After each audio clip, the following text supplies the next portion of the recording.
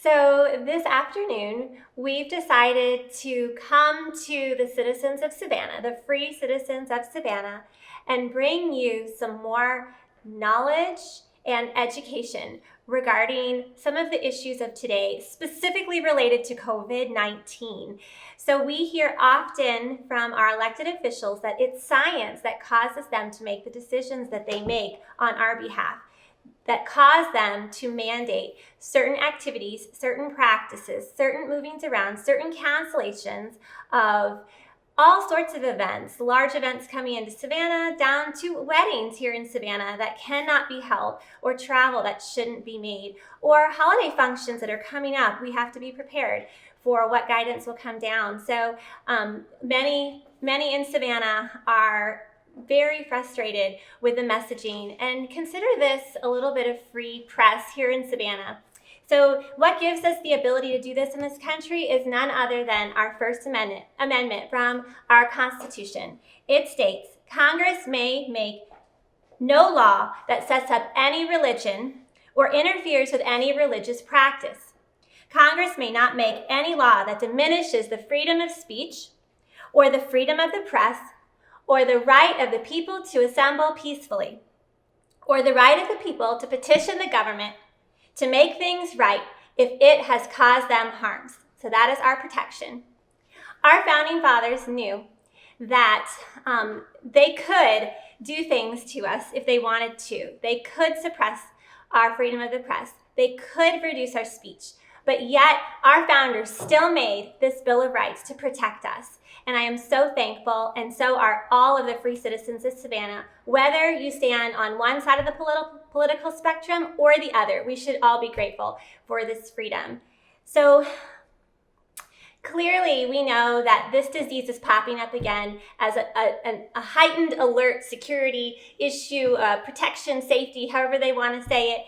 And in fact, it makes us all feel in many ways that they want to just keep this disease going. And we have to be real about what's going on, and we have to realize what messages are coming at us. And there is a term called propaganda. You know, when we start seeing street signs that are not street signs, they're health warning signs, that's a clue that we might be being exposed to propaganda. So we all need to be aware of that. To identify propaganda, we want to look at 5 things. My PDQ. Motives? Well, would they do it? Well, maybe they would. Also, your life experience. Think about how your life experience matches up with what you're being told. The elder guidance you've received, is it contrary? And also, what previously experts would say on issues. Prior facts. So what do we know about how masks were handled before March 2020? Do masks work with RNA viruses? Can we be protected from RNA viruses like COVID-19 with a mask? Also, don't listen to the chattering class. Turn it off. Maybe you could you might become less informed by listening to the same messages. Question information. Ask questions, many questions. And if somebody won't answer your questions, keep asking or go another direction. You deserve answers, especially if it's affecting your life. Every decision, everything that's said to you, put it against how it affects freedom. As a reminder, in a civil case, you only have to get to about 51% in order to be shown guilty. However, in a criminal case, and it is criminal to think of your rights being taken away, in a criminal case, you need to prove beyond all reasonable doubts that something happened. You need to have a high level of proof, over 90%. Our freedoms are precious, and we have got to go to the line to protect our freedoms. So I have with me 2 amazing people here in Savannah, and they come from the medical profession. And this is Dr. Stephen Herman, and this is Mrs. Katie Rombeth, and they're here with some wonderful medical experience. And the problem we have right now is that we hear a lot about science, but we hear very little from actual scientists and actual medical professionals. So we're going to start now by having a discussion, and we hope that you'll all enjoy it and that we'll all learn quite a bit. Thank you so much for being here, both of you. We'll give you a chance, both of you, to introduce yourselves. So please, Dr. Herman. My name is Stephen Herman. I've been practicing internal medicine in Savannah for about 40 years. I came here from Walter Reed as an active duty military physician, served at Fort Stewart for a number of years before retirement. I've done a number of things in Savannah over the years, worked as an emergency medicine doctor, worked as a consultant in a number of hospitals, and then opened a private practice some years ago. I enjoy solo practice, and I work for nobody but my patients. I am in total control over how my business of medicine is conducted, to the extent that government regulations, restrictions might or might not apply. And I'm going to give you a brief introduction to my experience with the COVID virus epidemic, which is of great interest to a lot of people, obviously. I became aware of COVID like everyone else did with news reports in January. It occurred to me that this was going to be a big challenge to me and my practice. We were initially told as physicians to go into a sort of a semi-lockdown mode and not deal with patients directly in the office in the traditional fashion, but to do televised consults using the computer. And this was not to my liking, and it was to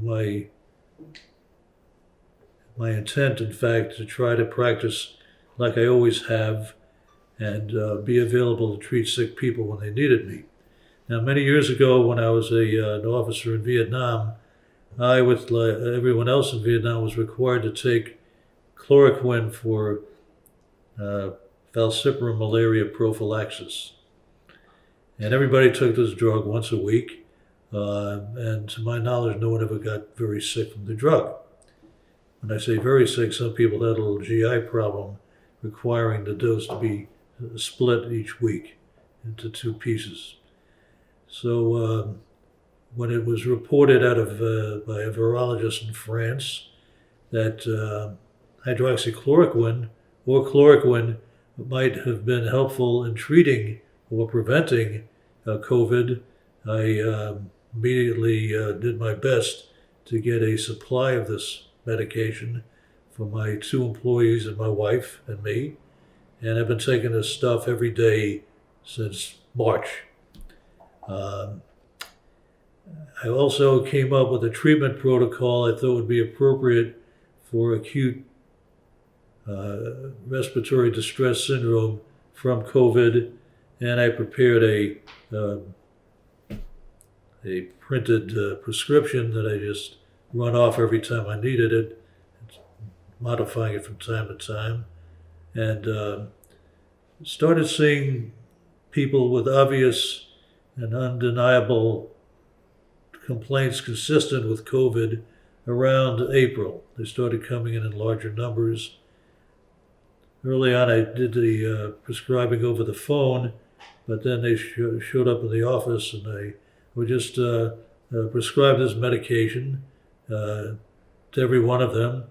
And it was kind of astounding because I would see these very sick people who had acute onset of malaise and fatigue, fevers over 100.5, headache, generally a non-productive cough, and occasional GI complaints, who would take this protocol, these drugs that I gave them on day 1, and report a dramatic improvement overnight. Mm-hmm. We're not talking about a week or a month. We're talking about within 24 hours, they turned around and generally were in good shape in 5 days, as if they had never been sick.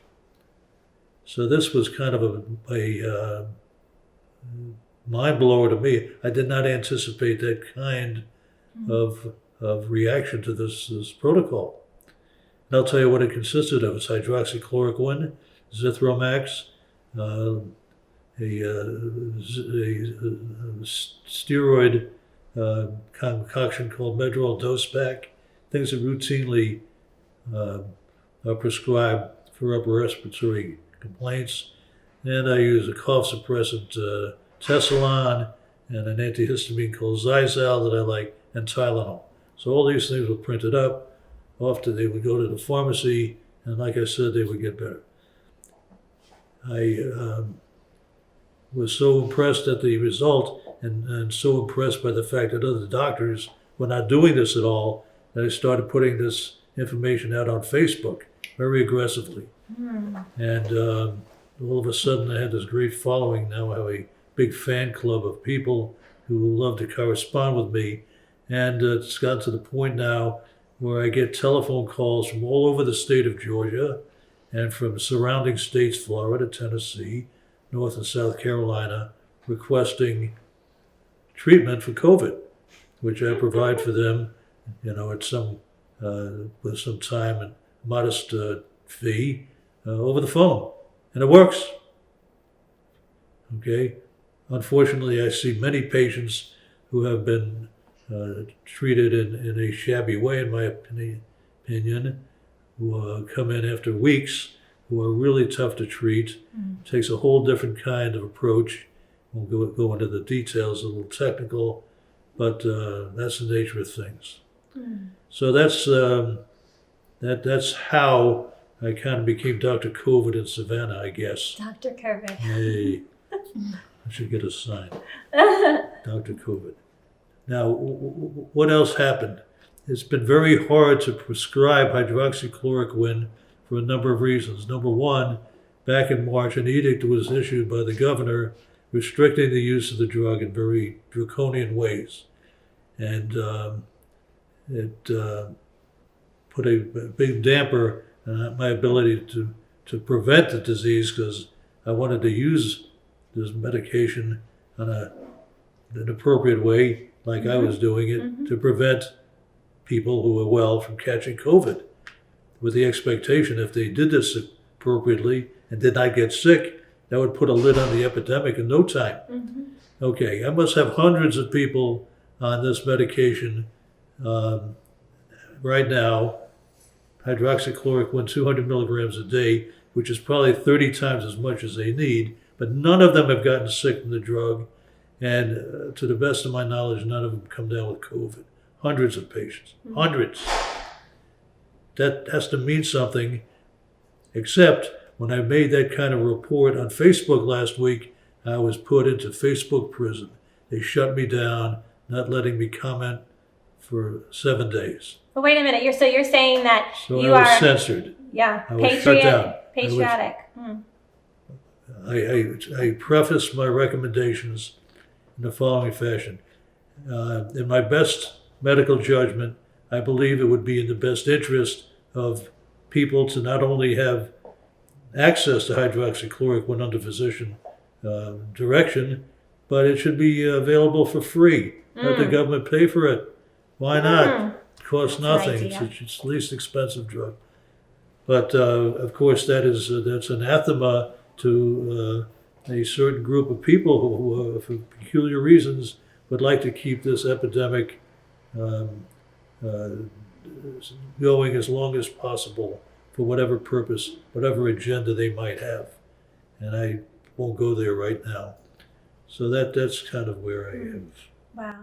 So may I ask you a question? So what you're saying is you've had such success that you think that more people should have access to this treatment. Everybody. So logically, are you perhaps saying that if more people had access to this treatment, less people would have become more sick, and perhaps less people would have died? Correct.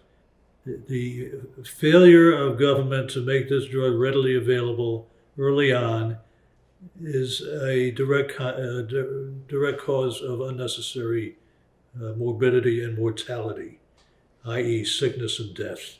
The government has done this. It's outrageous. Okay? Every day I will try to prescribe this kind of medication, and pharmacists, individuals, will refuse to fill my prescription. Never in my 40 years of practicing medicine have I had a pharmacist refuse to follow my order, basically telling the patient, I'm guilty of malpractice. Wow. And the answer is, well, according to the information we have, it does nothing. It's not helpful, and it has the potential of causing severe harm to the patient. Okay, well, every drug has the potential of causing severe harm. In my experience, it hasn't done that. Like I said, we've used it for years. It's used all over the world. We don't have people dropping like flies from cardiac rhythm problems or from liver problems or any of the other imaginary diseases that the politicians will ascribe to the medication.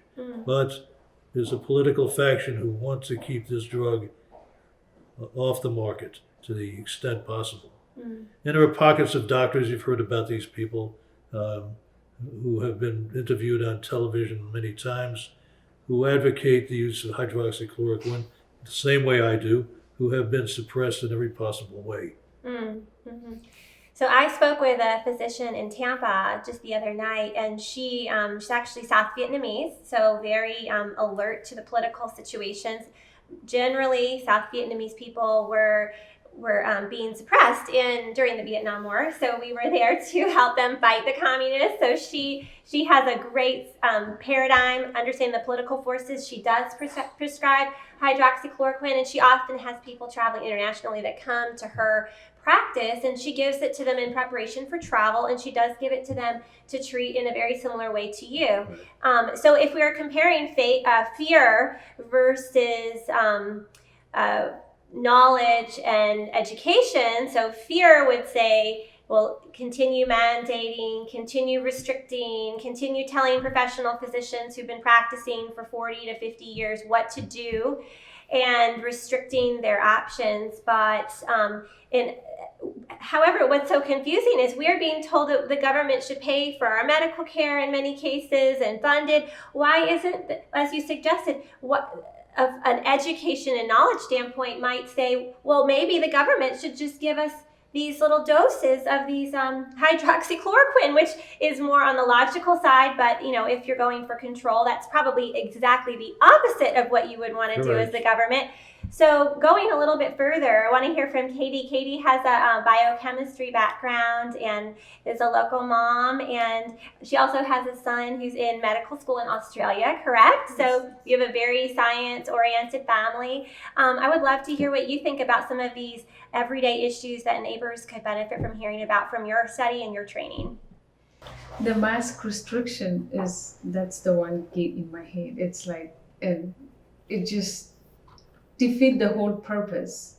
This is like a respiratory disease, and restricting us from oxygen, but really it does not serve the purpose what they're saying, because the virus is so tiny, so small, it can pass through that mask, every random mask everybody's putting on their face.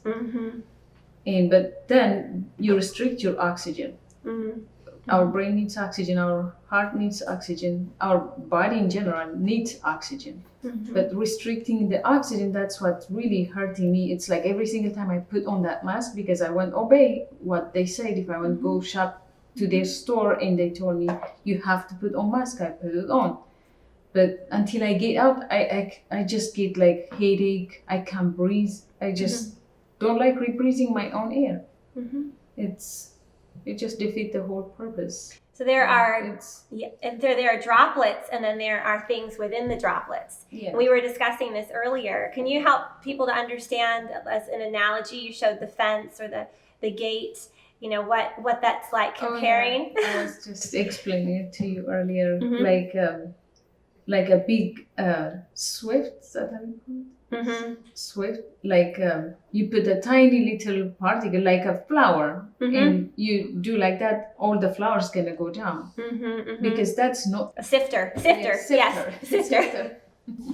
So all the flowers gonna go down because it's so tiny, and the hole is bigger for the particles to go down. It's the same, pretty much similar to that. The comparison, or like if you smell smoke, you can still smell smoke if you're wearing a mask. You can still, those very tiny particles are still there. But it will protect from droplet. But I mean, you're running or working at the gym to protect yourself from droplet of others. I just don't understand. So we have these amazing bodies we were discussing too. Like if we really needed extra bound barriers, that could just we would have like a little roller shade on our forehead that we would to cover us up, and maybe like a extraction bubble. We have our respiratory system, we have our mouth, we have our ears, all these wonderful protections. Our eyes protect our body from viruses.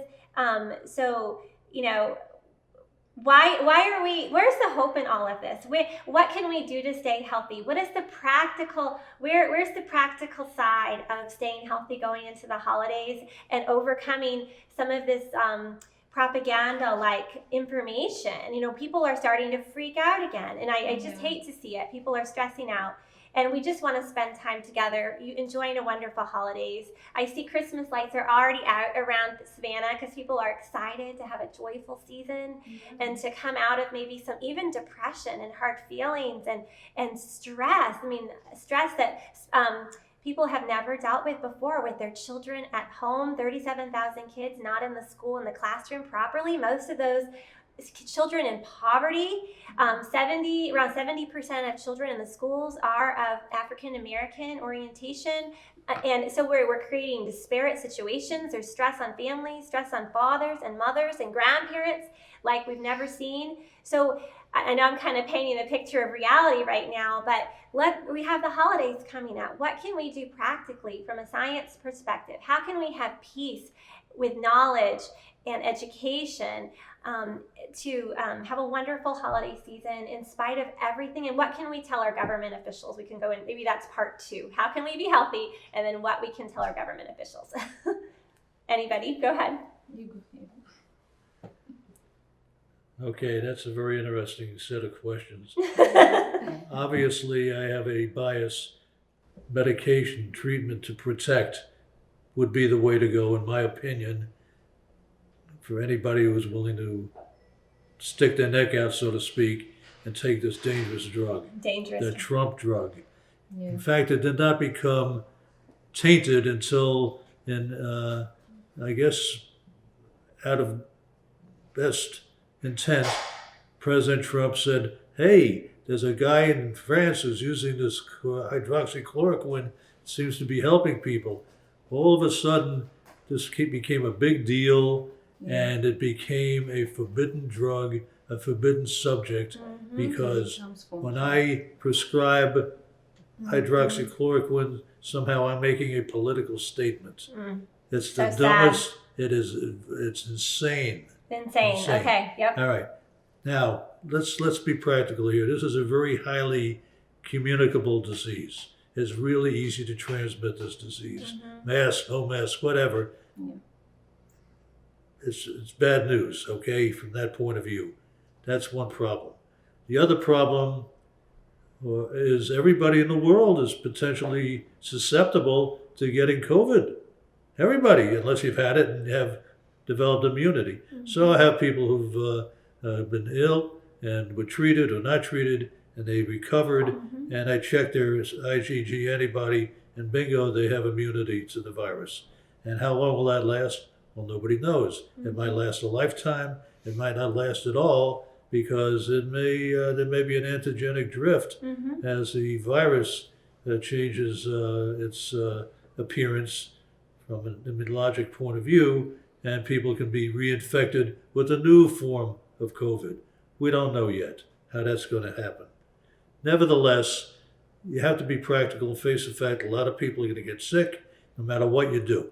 So if we shut everybody down and you don't let anybody travel and you keep them locked up in the house where they're not interacting with others, naturally there'll be less transmission until you lift the lockdown. As soon as you take the lid off and people start acting like normal human beings again, of course you're going to get an increase in the number of cases. Now, cases. This is a really interesting phenomenon. You can test for the disease with this nasal swab, and half the time it's a false negative, which means a lot. And but there are bunches of true positives also. and everyone becomes a case. So now the measure of the intensity of the disease in this country from an epidemiologic point of view is how many cases did we have this today? Okay, not how many people get sick, how many are hospitalized, how many are on ventilators, and how many succumb to the disease. We don't have those numbers yet. Oh, and the CDC really screwed up big time early on by not getting a cohort of patients in a restricted area, pick a city, Schenectady, New York, and recruit 10,000 people from Schenectady of all ages and gender, and have them come in every week for a COVID test and measure in that 10,000 person population the number who become positive, the number who end up in the hospital, and so on. So you would have some fair idea as to how this disease progresses. That little study has never been done. And it could have been done on a lot of, the military could have done it. They have captives in boot camp where they can make them take this test, whether they like it or not. That's what the military does, and get the data. It's not been done. So this is where the government's dropped the ball, perhaps with malice aforethought. Okay? I am really angry with the possibility, and this is just speculation, that there's a population of people in our political establishment, this country, of both parties, I think, who would like to keep this thing perking along indefinitely and are not interested in vaccinating anybody so fast, which might terminate the epidemic, who would just like to keep the pot boiling so they can keep us under their thumb and lock us down and close businesses, not allow people to attend school, and any number of outrageous impositions on our life. It's an outrage. It should not happen. As a strategy going into the holidays, I have heard that if you are a carrier of if you've had either a light case, no case, I've not been tested, so I don't know where I stand. I don't plan to get government testing, but if because of light cases are actually very good to be moving around because those people can carry antigens in many cases, and those are great to spread to people who are more elder and at risk, so they can then have the antibodies and antigens. Now, you all would have a better idea of what I'm talking about from a science perspective, but I'm just sharing my personal experience with this. What do you think? Interesting. Okay. Do you have any thoughts on herd immunity? No, interesting idea, but Okay, it would make sense that after a certain percentage of the population has been infected and weathered the storm and recovered and has an antibody to the virus, that they would no longer be susceptible to either reinfection or transmission. Okay. That's the theory. That's the theory. And that would be nice, and maybe it's true. I hope it is. Okay. I believe the idea of vaccinating everybody with an effective vaccine as soon as possible is a great idea. And I have no hesitation about getting vaccinated as soon as possible, whether it comes from the government or from the moon. I don't care where stuff comes, if it works. Even if you have antibodies and are kind of naturally immune. Well, if you have antibodies, good question. If you have antibodies, you're probably not going to benefit from the vaccine because, so you have to test. So I have tested myself for antibodies 3 or 4 times in the last 6 months, and I'm always negative. My employees, so we check. We do the surveillance, we monitor, I monitor them, and we're not getting a positive antibody. Now, you may have been infected and had a very mild infection and recovered, and you might have the antibody. Okay, it's a simple blood test. That is available to anybody who wants one, I guess. So having the antibodies, so does that mean if you go through a treatment with hydroxychloroquine, does that if you've been infected, does that mean that So not necessarily. Even if you've been infected, you've gone through treatment, would you have antibodies then? Yes, if you, that's the pattern I see. I'll have a person who is sick with COVID. I may or may not do the nasal swab because it takes 2 or 3 days, and I don't wait before I treat. I treat as soon as I can. If you don't treat early enough, the medicine doesn't work well. You see, because COVID is a two-phase disease. You have an infectious phase, and you have a phase that they call cytokine storm, fancy name for a condition where the body's immune system fighting the virus does more damage than the virus did. That's what kills people. That's what puts people on ventilators and doesn't get them off. Okay, so you need to really work hard to do what you can to attenuate the infection to prevent cytokine storm, which is why I throw Medrol dose pack at people right off the bat. But when I see somebody who's been sick for 3 months and is still coughing their heads off, I have to hit them with high doses of steroids before I can get anything that resembles control. And even then, they stay sick for months. This is a bad actor. This one will last, I don't know how long, 6 months, a year, till people are really well. So I've heard too that that you don't catch a virus. Your body is a host for a virus. That viruses are all around, and we're susceptible to viruses of all sorts all throughout the day wherever we go. So and viruses, they turn the virus into a murderer, like virus killed me kind of mentality. But reality is we are still individually responsible for keeping our bodies healthy and trying to help our bodies to not become a host for a myriad of illnesses. One of which is COVID, cancer, all sorts of things that our body can take on and start battling at any time. So, what are some of the ways that we can stay healthy? And I know we don't have a holistic person here talking with us, but you're the healthiest people you deal with. What are some of their habits? What are the things they do to help us to stay healthy? Maybe could you start, Katie? What do you think? Yeah, exercise. Daily Basic exercise. Yeah. Breathe, and then take your vitamin D3, multivitamins. Yeah, keep going. What else does your family do? Or what do you think from a biochemistry perspective? What can we do to stay healthy? We eat healthy food. In my house, we don't eat any processed food. We eat healthy food as much as we can, like as fresh as possible. We eat fresh food and we exercise. Wait a minute. This is sounding like all the health advice from pre-March 2020. The same. Yeah. Pretty much the same. So what are some of your favorite whole nourishing foods that you feel like make a difference in cold and flu season for your family, or just when maybe you have a lot coming at you? We make like elderberry tea and different kinds of herbal tea. We drink tea a lot. So no flavored tea, just a real herbal good tea. We drink tea and we make sure we go out and breathe fresh air. We get sun. Like I sunshine. Make sure, sunshine. What do you think of walking around outside with a mask on?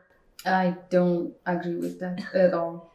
Yeah. Because we have limited time. Out riding my bike and running and stuff, I don't want to put on my mask. I want to breathe fresh air as much as I can get it for free. For free. That's a great free health tip. Yeah. Breathe fresh air. Like the vaccination that you were talking about. First, I think I heard somebody was saying, it's like all the politicians get it. If they all die, our country will be safe. If they all survive, then we can take it. That's what somebody else I heard. Test with the politicians. Test with the politicians. If they all die, our country will be safe. Shakespeare had a better idea. Kill all the lawyers. Well, if they all survive, then we can take it after them. Okay. Yeah. Any other thoughts on health for the holidays? Don't eat too much. Don't eat too much. Awesome. And continue to petition our government, that last bit of the First Amendment. So if you heard anything today that was encouraging to you and meets with what you've been working on, studying yourself, personal research, what you've been speaking with your friends and family about, it's okay to be a layperson who studies science. That is okay. There are many people in our country who are self-studied scientists in all sorts of different areas of science. So please continue studying and reach out to, of course, Dr. Stephen Herman's on Facebook, right? And he seems to be our popular social media medical guy here. Mr. COVID, what do you call it? COVID, Savannah? Dr. COVID. Dr. COVID. and then, of course, refer us to any people you would like to hear from. We're happy to interview them as well. Thank you for listening today, and I hope that you benefited. Take care, and God bless you, and God bless our country, right? God bless America. God bless America. God bless America. Thank you. Okay, so we want to just highlight one important thing. So I'm sure that many people who see this will think, oh my goodness, those people, they're just a bunch of conspirators, and you can put any other adjective before that. Some people say, what is that? QAnon conspirators, or people who are wanting to spread misinformation. But really, let's talk about what conspiracy really is. There's two kinds of conspiracy, and let's get it straight. So, Dr. Herman, what are the different kinds of conspiracies? Okay, my definition of conspiracy is a situation where a group of people work together to promote their common interests, their shared ideas, for whatever purpose they might have in mind, influencing law, influencing selection of candidates in an election, what have you. And there can be conspiracies that are promoted with good intent and conspiracies with evil intent. So it's the word conspiracy in and of itself is neutral, really has no great meaning, though there's a stigma attached to the word, as if you have the same opinion as three other people at the table, that somehow you're guilty of some crime. Well, I know testing from all of our lives and our histories, we've spent our time in our years of labor looking for the truth, and that's the kind of conspirators we are. We are conspirators for the truth and justice, and we are patriotic people who, all of us are God-fearing, and we want our country to be so successful. So we are conspirators conspiring for the truth and for Americans and our friends and neighbors to know the truth. You have an experience with your son in Australia. What are you seeing? Are there people calling you conspirators? Like the bad kind? They're calling him conspiracy. Your son? Yeah. What? Tell me about that. Because he tells the truth. He tells the truth. Yeah, he tells the truth. Mm. He does a lot of research and bring up and always back up his words with the research and fact in science.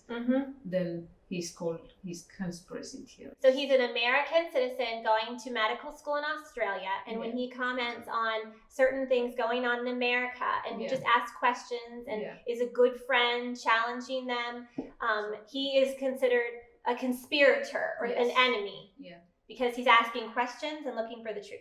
Am I getting it right? Yeah. Yes. So what's happened to him as a consequence of him looking for, conspiring for the truth? What's happened to him? He got censored by Facebook quite a few times. Quite a few times. Yeah. Any other platforms? What was that? There's another media, I don't know. Okay. The one you just posted, that's it. What was that? Twitter or Parler? Twitter. Okay. And from Twitter, Facebook, and then there's another one. It's not fun. Oh my gosh. Well, and you've been censored for conspiring for the truth and sharing the data from your practice, yes? I've been put in Facebook jail, Facebook prison for making a medical recommendation that is not in keeping with the community standard. Oh my gosh. which is the opinion of the World Health Organization of all places. That's their community standard. What do you all think? Could we continue conspiring for the truth? What do you think? Sure. Okay, high five. Conspiring for the truth. Conspiring for the truth. Yay. One more. Yes. Good. All right. Thank you so much.